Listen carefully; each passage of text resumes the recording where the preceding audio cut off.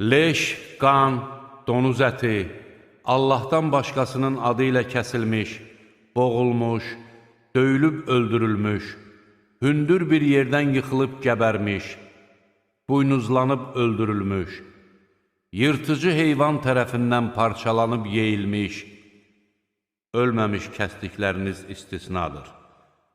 Dik qoyulmuş daşlar üzərində kəsilmiş heyvanlar və fal oxları ilə qismət axtarmağınız sizə haram edildi.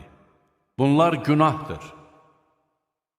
Bugün kafirlər sizi dininizdən döndərməkdən əllərini üzdülər.